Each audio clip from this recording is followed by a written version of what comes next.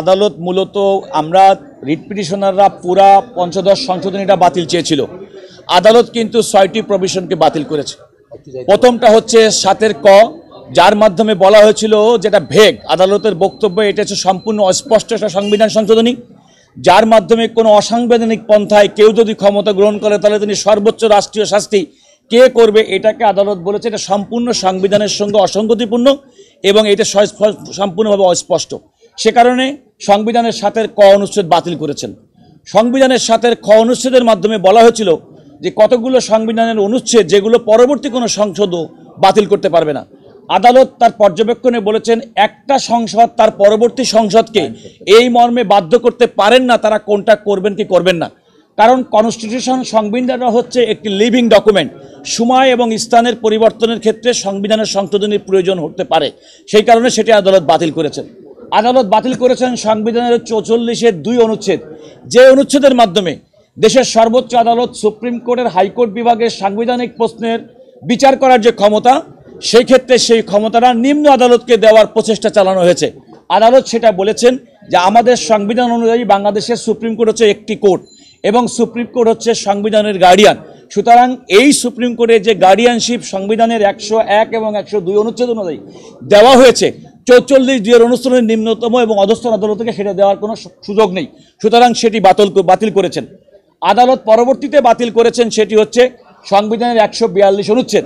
আপনাদেরকে এই কথাটা মনে রাখতে হবে। তার আগে আমি 58টা এটা কিন্তু বাতিল করেন নাই। 58টা হচ্ছে বলেছেন 58 সংবিধানের নির্দলীয় তত্ত্বাবধায়ক সরকারের যে ব্যবস্থা, বেগম খালেদা জিয়া তার সরকারের সময় বাংলাদেশে গণতন্ত্র, আইনের শাসন এবং মানুষের ভোটাধিকার রক্ষার জন্য প্রবর্তন করেছিলেন, সেইটা বাতিল করাটা সম্পূর্ণ অসাংবিধানিক।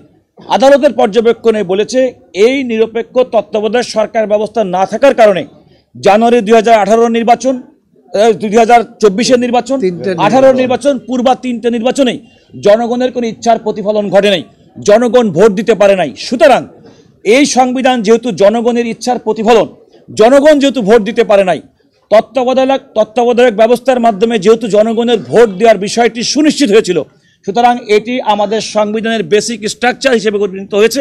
সুতরাং সেটা পরিবর্তন করা যাবে না। আদালত বলেছেন নির্দলীয় তত্ত্বাবধায়ক সরকার ব্যবস্থা সংবিধানের 58 অনুচ্ছেদ পুনরুজ্জীবিত করা হয়েছে। আরেকটি আদালত বাতিল করেছে, এটা হচ্ছে 142 অনুচ্ছেদ। 142 অনুচ্ছেদে পূর্বে বলা ছিল কিছু সংবিধানের সংশোধনী করতে গেলে গণভোট প্রয়োজন হবে।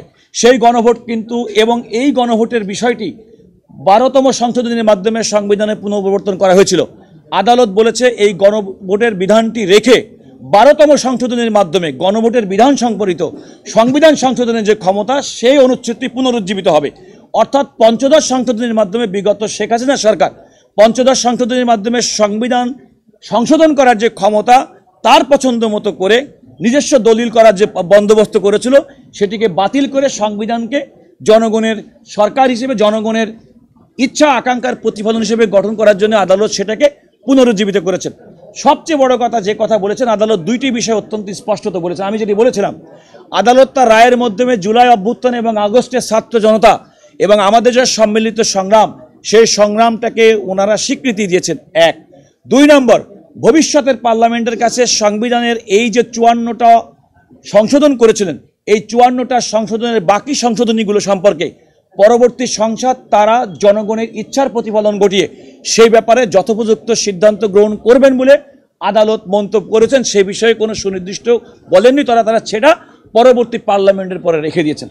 আমরা মনে করি দেশে গণতন্ত্র, আইনের শাসন, বিশেষ করে জুলাই আগস্টের গণ অভ্যুত্থান, ফ্যাসিবাদ বিরোধী বাংলাদেশের যে বাংলাদেশ, আদালত কিন্তু বলেছে নতুন আশা, নতুন বাংলাদেশের আজকে জন্ম নিয়েছেন এই জুলাই আগস্টের বিপ্লবের কারণে। আমরা মনে করি জনগণের যে আশা এবং ইচ্ছা, ভোটাধিকার, ভোট দিতে দীর্ঘ না পারা যায়, ভোট থেকে বঞ্চিত হওয়া, তার সমস্ত সমাধান হবে এই রায় যেটি হয়েছে। আর আমি আদালতকে বলেছি 2016 সালের পরে বিগত সরকার সংবিধান আর কোনো পুনর্মুদ্রণ করেন নাই, অর্থাৎ তাদের পছন্দ মতো সংবিধানকে তারা রেখে দিয়েছেন। আমি বলেছি যেগুলো আপনি বলেছেন পূর্ণাঙ্গ রায় হওয়ার আগ পর্যন্ত এই আদেশগুলো সন্নিবেশিত করে অবিলম্বে আইন, বিচার এবং সংসদ বিষয়ক মন্ত্রণালয়কে নির্দেশ দেওয়া, এগুলো সংবিধানে সন্নিবেশ করে অবিলম্বে নতুন করে সংবিধান পুনর্মুদ্রণের জন্য। আদালত আমাকে বলেছেন যে আমি যেন লিখিত আকার ওনাকে দেই, তাহলে তিনি সে বিষয়টি বিবেচনা করবেন। বছর শেষের খুশি নগদে হবে বেশি। নগদ পেমেন্টে নির্দিষ্ট ক্যাটাগরির কেনাকাটায় 300 টাকা পর্যন্ত ক্যাশব্যাক।